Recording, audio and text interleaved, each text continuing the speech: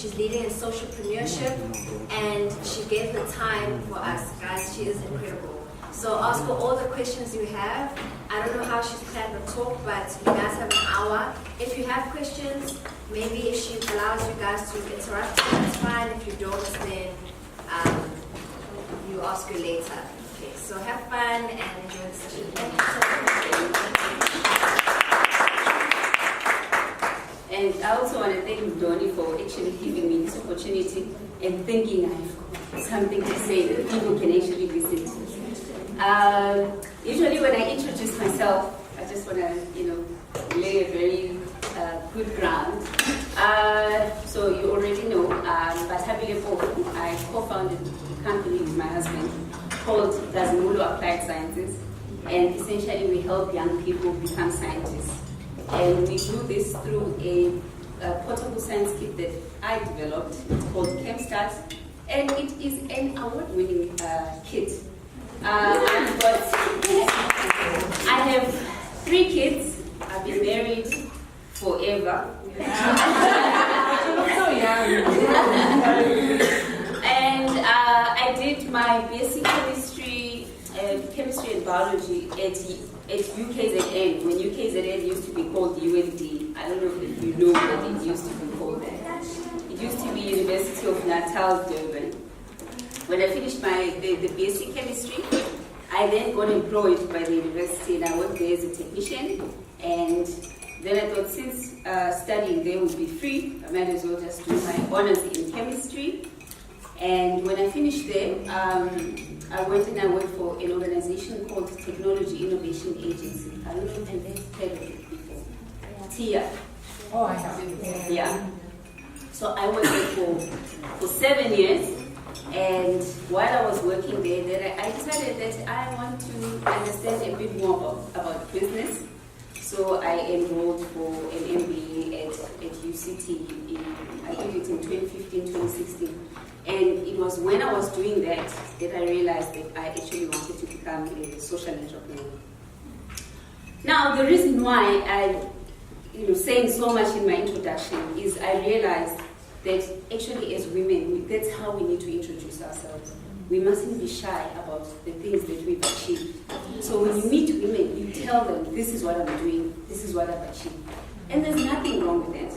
In fact, a lot of white men, that's how they introduce themselves. That's how they know who is skilled in what, and then they can use each other in business or whatever it is that they're trying to do. Let me think when this was. At the beginning of the year, I went and I attended a birthday party. So my cousin had a daughter, and his son was turning 7. And I went to this function, and there were a lot of ladies there, and we didn't introduce ourselves this way. We just asked ourselves about cooking, about baking, about kids, those kinds of things. 3 months later, I was interviewed on Gagasi FM, and so the interview went on, and the following week I received a phone call from a lady who says to me, I heard you speak on Gagasi FM, I'm interested in what you're doing, let's have a meeting. And when I met with her, I realized that I actually had seen her 3 months earlier at a birthday party. And that lady, with her company, actually bought our science kits to the value of 539,000 euros. And I delayed that purchase by an entire 3 months because I didn't introduce myself about what I do. So that is a mistake you guys must not do. And don't be afraid that somebody's going to say, it doesn't matter. Because if there is somebody in that group with a vision, then they can take that information and they can use it so that everybody benefits. So I want to encourage you that when you're with anyone, men, women, introduce yourself so that they know what it is that you can do, what it is that you've done. Otherwise, you can discuss when's my scones. And I don't know, unless you are a baker or a chef or in the culinary business, I don't want to know how well you can cook your meals and all that. Okay. The next thing, because I had received this in a way that I wanted to do to say it. All right. So the business that I'm running, it's actually a PTY. It's not an NPO, and that was almost by chance. I mean, I should have done a bit of research on what the different structures are when you register a business. I mean, here, have you guys already started something, or you're considering to do something? Oh, you started. Okay, so that's wonderful. So I registered a PTY, and then later on I wondered whether I should have registered an NPO, but then I later realized actually the PTY is fine for what I'm doing. In fact, there's a document that was written by, published by the UCT's Weather Center on the different forms of businesses that you can apply for, whether an NPO, or a PTO, or a trust, or a hybrid, and they explain what those different forms are, because each has they've got their pros and cons. So depending on what it is that you're doing, like for me right now, PTY is the only way to go. I've considered doing a hybrid structure, but the admin that's associated with that, it's not something that I even want to think about at this point. And then I'm glad that you've started, because then I don't have to talk about what kind of why you want to start. But it's very important that you understand why you're doing what you're doing. And that reason mustn't be because you want to be a millionaire. Okay, it can be a secondary reason, but it mustn't be a primary reason. Because after 2-3 years, when you haven't made that million and they're suffering running this business, you're actually going to quit. So my reason why I started this business, why I'm passionate about helping young people become scientists, is because when I go to university, for the first time, I now needed to do science experiments. Now, I came from a school where they thought Gangi is crazy. So now I'm here, I'm doing these science experiments, I don't know what I'm doing. I mean, first day in the lab, they give you this sheet of paper, they ask you, check if your cupboard's got the stuff inside. And you don't even know what stuff is. Volumetric flask, measuring cylinder, pipette valve. You're like, what? So already I'm there for the first time. I don't have the confidence to handle these things. I'm afraid to mix certain chemicals, because in my mind I'm thinking these things explode. But really, it's not all chemicals that explode, right? Mm-hmm. So because I didn't have the experience of doing these science experiments, it was actually traumatic for me. One of the experiments that I actually did that made it worse, I was standing next to this white lady, and I mixed this thing in the test tube, and it flew really quick, and it went and sat on the air. So the experience for me was horrible, right? And when I finished my studying and I said I worked as a technician, then I realized a lot of people like myself went through the same experience. And now a lot of white people, because practice started at 2 o'clock and they ended at 5. By 3 o'clock, white people are finished. They're done. They know what they're doing, right? Some Indians, they went to good schools, they finished. But in fact, by the time it's 4 o'clock, all the white people, all the Indians have left. And the black people are still battling. And you have to kick them out of the lab at 5 o'clock, because I also wanted to go home. And they're not even halfway. And this didn't all happen at the beginning of the year only. It happened all the way to the end of the year. Because personally, I believed, because they didn't get that foundation, it was hard to catch up. It was just hard. And if you did chemistry alone, every single day you're doing a science experiment. Now, when you look at high school experiments, even primary school experiments, you realize how simple they are. They make one solution, they make another solution, they mix these things. It is so simple. There is no reason, really, why kids are not doing science experiments at school. Because they're that simple. They're very, very simple. So if you don't get that foundation and then you get to university, you now have to connect reflux, setup, and you have to connect water, you have to connect Bunsen burner. It's very overwhelming. So I felt, because this is the experience I went through, and I don't want somebody else to go through it. Simply because they shouldn't. That is my why. So that's why I'm doing what I'm doing. And running a business is hard. It's actually not easy. It's not easy. Because, funding, I didn't have a problem with funding. And actually, there is a lot of funding in this country, especially for young black women in science. So funding for me has actually never been an issue, but just the everyday things. Like, for instance, if I just talk about funding. So when I was doing this MBA, when I decided, now I'm going to become this social entrepreneur, there was a call, there was a call for applications for students who want to start businesses to apply for funding. And it was open to all, I would say, management students.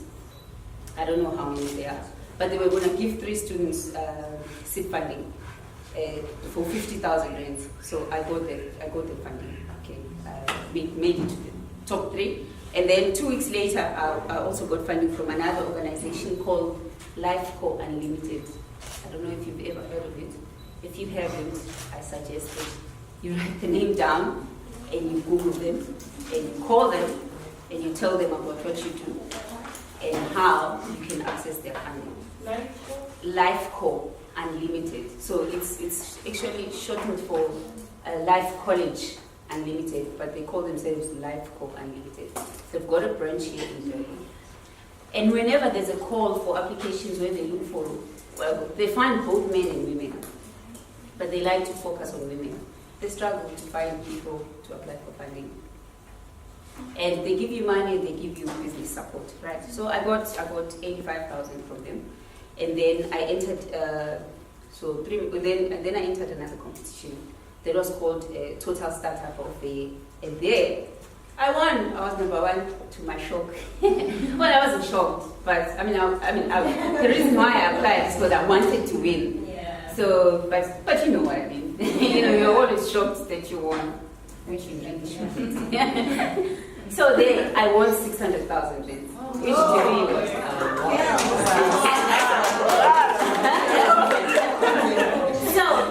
But my point to that, and I've won many other competitions, but my point to that is there actually is a lot of funding opportunities for young people like yourself. And I'm not even youth, by the way. I'm 38 years old. Wow. Well, I'm turning 38 in October. But I still have access to those opportunities. And if this brain had actually lit up at your guys' age, by now I would have been multi-millionaire. Honestly, because there are so many opportunities. So I can tell you now, funding is actually not an issue. It's not an issue. But what is important also is that, when you apply for funding, they need to know that you put in your what you call sweat and tears and a little bit of funding of your own. Even if it's 1,000, whatever. They need to know that you've invested your own money in starting your thing. Meaning, you believing it yourself. You mustn't be applying, looking for funding, because you're hoping that they're going to pay you salary. They don't go on with those kinds of things. So if they can tell that there's some kind of track record, you've actually invested yourself and you've invested some money, a little bit of it. For me it was about 30K, which I borrowed from my husband. So the fact that I without getting any funding from any other organization, I put that much, it made it easy for them to believe my story because I've backed it up by what I've done. Okay, so it's that you need to have put in your blood, sweat, tears, and some money. But also you need to be able to express what it is that you're doing. You need to be able to pinpoint the problem. So when I'm applying for these competitions, I'm saying the problem is that young people get to university and they are not prepared for science education. And it's true. So you need to be, because there's many things that you can build into that, and you can find yourself saying so much trying to describe what your problem is. Because if they don't understand what their problem is that you're solving, forget that they're going to give you money because they don't know what it is that you're solving. Right? So that's the issue about funding. And then as far as business support, so there's other things that you need. You need to have somebody helping you with your finances. all these kinds of things. As far as I know, there's more than 50 business incubators in this country, all over the place. I have a list of them. I'll forward that list to Ndoni, and then Ndoni can share with you. Obviously, they support different types of businesses. Go read up about them, find out what they do, and see if you can apply so that you can get assistance from them. But those things are very helpful. They're very helpful, but it almost also depends on you, on how much you want to use them to get your business ahead. Even though you do get a mentor, this is unfair, but at the end of the day, it still lies with you. So I've been in a couple of incubators. I've been at the life code that I'm talking about. And another good thing about being part of these programs is that as your business progresses and they see that they can buy a product or service from you, then they do that. They support you that way.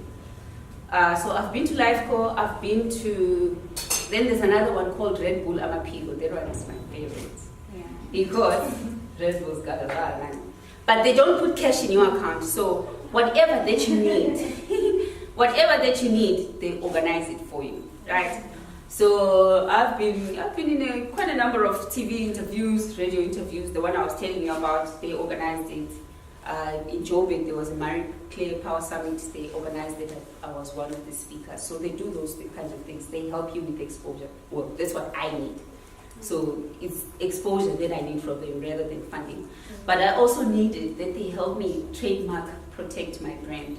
So then they paid. They actually, the way they pay, they put money in your account and then you pay the service provider. So whatever you need, they'll give you. At least they'll try to organize it for you. For exposure as well, last year in December, they took me to Turkey. So I went to Istanbul and they paid for everything. They even paid for me to have a day of sightseeing, and they paid for a tour guide who went with me the whole day. So Red Bull, you want to be part of Red Bull. And obviously when they have an academy, Red Bull, they know celebrities, they organize these things for you. Just last Saturday, I was chilling with Kubimbo. Yeah. I don't know if you know it. But yeah, so they organize those kinds of things to it. Because in my case, I need exposure, so that's what they help me. So I'm still part of Red Bull. And I don't know how much you Google these kinds of things, but I know that sometime towards the end of the year, they're going to start looking for people. Well, they focus on social entrepreneurship, so they're going to, and it doesn't matter whether they're PY or NPO, they're going to look for these people to support.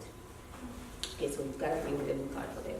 In fact, obviously, I will know when that is out. I'll forward it to Dori, and then she can share it with you. Yeah, there was LifePro, there was Red Bull. Which one was I in? Because I've been in a lot of these things. And you apply, you go for interview, you're like, how? Now we're like here. You meet the same people in all of them. There's Spark as well. Yeah, I was part of Spark. Spark is very good at trying to break down what your business is. How you're going to make money. The one thing that you leave with at Spark is how you're going to make money. Because there's no point, even if you're an NPO, there has to be a way for you to be sustainable. Because if you get a funder, you actually push the funder's agenda, not yours. So you have to find a way for you to generate money on the side. And I know you're not supposed to make profit. In any case, it's not like there's nothing you can do with the money that you generate. So they are of that view, and they help you say what it is that, what I'm saying, you need to be able to express what your business. They help you with that. They're very good with that. That Spark for me, greatest, obviously, together with Red Bull, the greatest. So that's funding, that's business support, and then opportunities for science businesses. Now there's an organization called SASTA. I don't know. I'm sure you've heard about it. SASTA.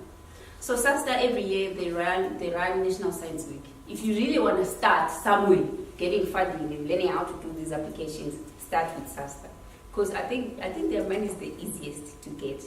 just as long as you put your application on time. Because this year I actually missed the application. I was so busy. I tried, I said, guys, it's my application. They said, 11 o'clock, that's it. You didn't make 11 o'clock, so I missed that way. But I think that's the easiest, even for you to try, to see how you can get money in these organizations. SASTA is the easiest.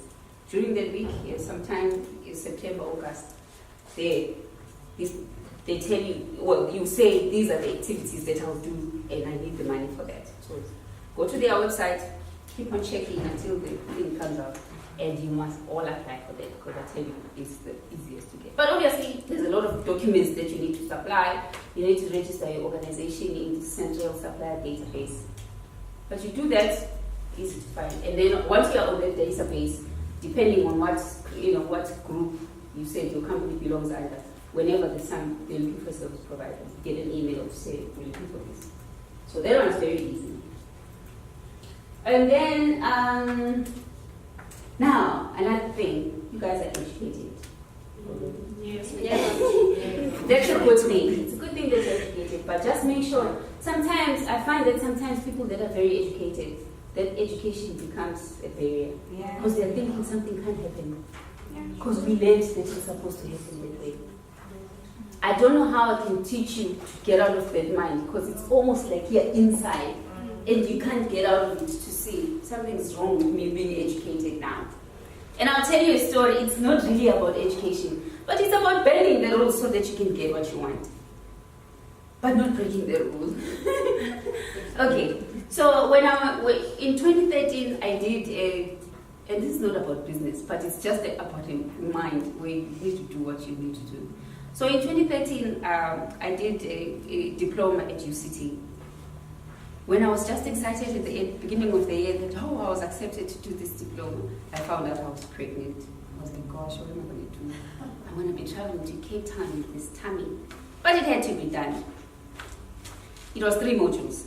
The third module, the very last module, ended on a Saturday when I'm due to have a baby. Right? And then I thought, what am I going to do now? Because I have to attend this course. I've got no intention of finishing the following year, right? So, and you cannot fly beyond 24 weeks. And I was going to need to be in Cape Town when I'm 36 weeks, 37, then 38 weeks, or 34, because I had my child at 36 weeks, The module was going to start when I was 34 weeks. And then I used to be very tiny. Now, I still are. I really used to be tiny. So, and my husband was going to drive me to Cape Town. We decided, okay, since they're not going to allow us to fly, we'll drive to Cape Town. And on the weekend, in the evening, he hit a dog. And driving was out because the guy had to be fixed. And I said to myself, wait, I've been flying to Cape Town all this time. It's not like when you get to the airport, somebody says, how far are you? Let's see your tummy. So I went to, when Starterfords, before it closed, I got my husband's account. I went and I bought a poncho. I bought a bag. I put stuff in a bag. I carried my bag and put my poncho on. And I was right through security. And 34 weeks, I flew to Cape Town. Most of my lectures, I was asleep. In fact, some group members were taking photos of me sleeping in lectures and sending them to me on WhatsApp. I still have some of those photos. Anyway, I was there. And the child was so obviously, everybody has a child C-section now. Everyone. Yeah. So the child was going to be born on Friday, but the module was going to end on Saturday. Obviously, I needed to be back here to have a child, so Saturday was going to be lost. And I went and I explained to, the faculty to say, okay, here's the situation. I won't be able to attend all the classes. So on Wednesday, I did the same thing. I put stuff in my bag, and I used to have dreams. I actually dreamed one day that I had the baby at the hotel. I was so afraid. And when I woke up, I was still thinking, did I have the baby? Okay, the baby's still there. But on Wednesday, I flew back. No one asked me. In fact, the funny thing happened was I was sitting towards the front, and the people in front of me they were traveling with a small child. And this attendant came and said, because you have a child, and I thought they were talking to me. But they were talking to the lady in front of me, because it was quite a tense situation. And I flew back Wednesday and Friday, I had the baby. But if I had been too thinking about, I cannot fly beyond 34 weeks, who knows, I probably would not have even finished that PDBA. And the good thing now about that PDBA is I passed it with distinction. I don't even know what that means. Because I had a baby on Friday, then it was that weekend, and then the second weekend the exam started. That was hard. And what I want to say about that, that thing was hard. But really, when you put your mind to something, there's nothing you will not do. And when you put your mind to doing those things, don't let your education come in the way of that. I'm not saying go rob a bank to start a business. That's breaking the rules. But some of the rules really, they're just there. But I'm not saying get pregnant and fly. But I'm just saying, assess a situation and see if you really, really can't do what they say you can't do.